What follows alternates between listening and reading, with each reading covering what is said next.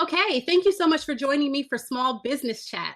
My name is Lakeisha Sarba. I am your small business strategist. Also, going to go and dig a little deeper into why it's important for you to niche yourself out.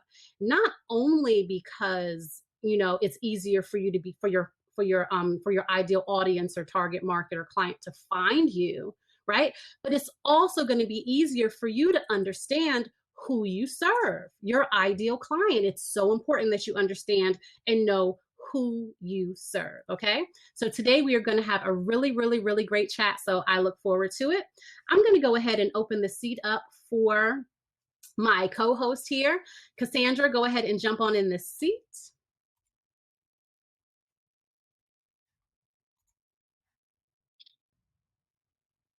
Exactly. If you serve everyone, you serve no one.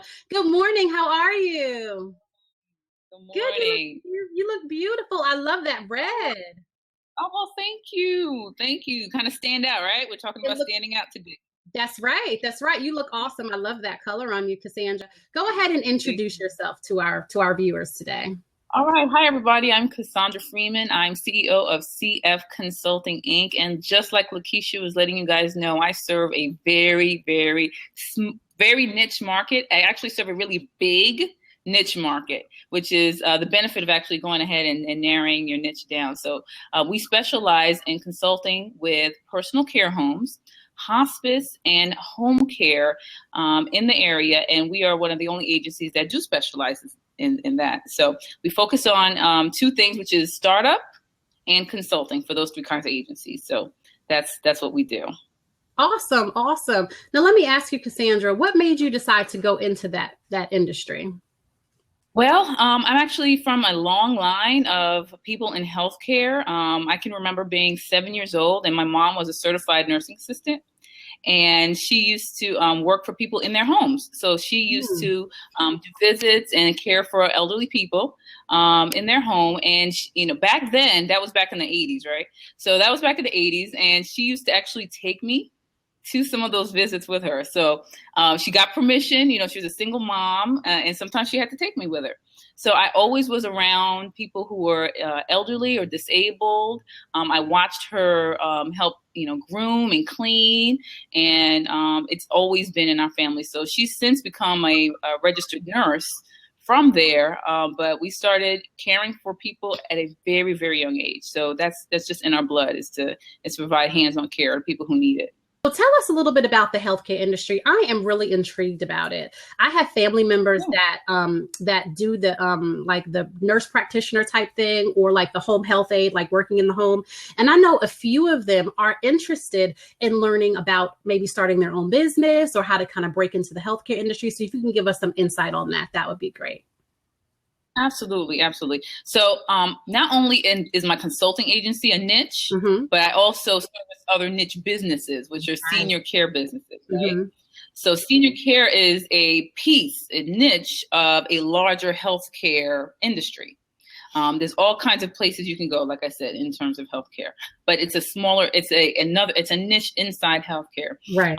For senior care providers, and to the last studies we have of the count of how many senior care providers officially on the record, they're serving 81 million people in this country. Wow. So there are 81 million formal caregivers. That means people who are being paid to provide care, right? Wow. So it's an enormous niche, right? So niches don't mean a small number of clients. It just means a focus. Right. Exactly. Right. Exactly.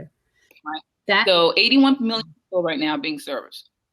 Tell us a little bit more about what you do, because you actually help people set these things up, right? So like if I had some cousins and they wanted this, I can just kind of refer them to you and say, this is her, this is what she does. You help people set these businesses up, right?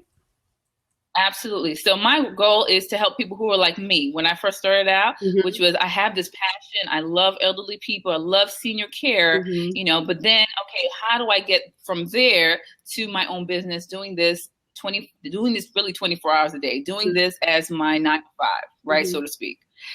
So I wanted to make sure hey, people who are in that circumstance and who have the qualifications, you have the passion, you have all the right reasons for doing that. I want to work with those folks. So I help them figure out, get through the bureaucracy, get through the paperwork, remember, we're in healthcare. These are people's lives, and those things are regulated. Oh, yeah. Right? It's regulated. So I help people navigate through that licensure process. I even do a little bit of strategizing with them, to be honest, because not only do I help them open, I've run all these businesses before in the past. So thank God, you know, I'm hands-on, practical, not just theoretical experience.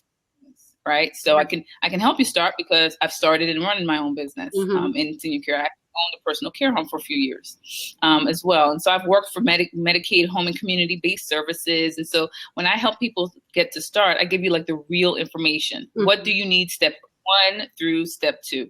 And recently I've started doing events. So I've actually started doing training events, and I'm holding them. 2016, right, is going to be a year of growth. So, so we've actually already started. I have them once a month. My next one is February 20th. And I really give everyone an overview of what to expect. And I tell, if anybody who's been there knows and have been there, I always tell you, you're going to decide by the time you leave that conference, my conference, whether you're going to do this or not. I don't want people just to have, you know, fluffy ideas about operating and owning. I want you to know what it is that you're going to get involved in on a regular basis. If you know anyone that is interested in opening or starting their own healthcare industry, again, healthcare is a huge industry, right? So if they're looking to start a healthcare business, Cassandra is definitely the go-to person for that. She is an expert. Like she said, she not only ran her own elderly homes and healthcare homes, and she actually helps people start these businesses up. And so that's something that she does on a regular. So please make sure that you share her information once she posts it. Looks like we have a question. Any tips or suggestions on how to be a service provider to healthcare agencies? Oh yeah, absolutely. I'm gonna let you know the first thing you want to do is get connected with someone who has actually gone through the process. One of the big things about the people who come to me is that they've gotten all of the wrong information.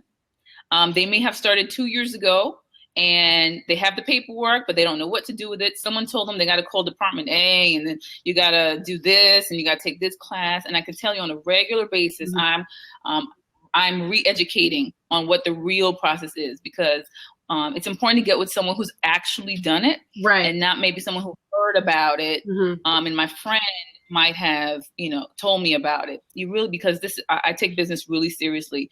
It's your blood, sweat, and tears, sometimes all at the same time, at the same day. Yes. So I really respect business, and I respect that time is money. So the more right information I could get to you, the quicker you could get it done. So I would definitely advise that you check out my website. I have some basic information there, www.cfconsultinginc.com. I have a specific tab that's called Agency Startup. That's a great place to start and get some information. But you want to check out your state Department of Health. Every state is going to be different. They're all going to have different requirements depending on what the program you want to start. So you definitely want to start with your state Department of Health or community health. They're named different things in different states. So you definitely want to start out there. You want to know what kind of agency you want to start. That's going to be number one. Where are your strengths? Where's your network at? Where's your community at? Who can help I call them anchors, who's going to help to anchor that business? Do you have relationships with a church? Do you have relationships with the local hospital? Do you have relationships with a nursing home? Where is your anchor? And definitely use that. Definitely use that to get started. Thank you. Oh, I see you. You're welcome. You're welcome. I think I answered it. Awesome. Good stuff. Thank you so much for your question, Carmen. I appreciate you. Point. And I'll just kind of touch on real quick, even in senior care, there's like niches within that. Right. So I've worked with the most successful ones have identified they can't service everyone at the same time. Right. Right. Topic we're on. So I've had folks who are like focused on specific area. They may specify a disease, like a specific condition. So home care for a specific condition in seniors. Nice. So it could be like home care for people with multiple sclerosis, home care for people who have Alzheimer's disease. It's specific within that, because even with us in senior care, we could just cast out our net and you get whatever comes up, because the market is growing. Right. So even within that, you could break it down even more. And I can tell you, the more you do, the more successful they are. Yeah. So the more that you going door to door and just kind of catching anybody you can get, the worse it is for the business. You're just going to see revenue go down. Yes. So the more you kind of whittle away at that specific group, the more that you'll see things start to blossom. So even within your niche, you can still break it down even more to service a certain kind of a market. Right, exactly. One thing that you do want to find out is if there's volume in your niche, right? Is that particular need even there, right? So we can't just say we're going to service certain areas and then there's just no demand for it. Exactly. The demand has to be there. And for it to be successful, the volume has to be there, meaning there has to be enough clients for you to generate revenue, or your prices have to be real specialty, in order to make sure that you're getting the revenue that you're looking for.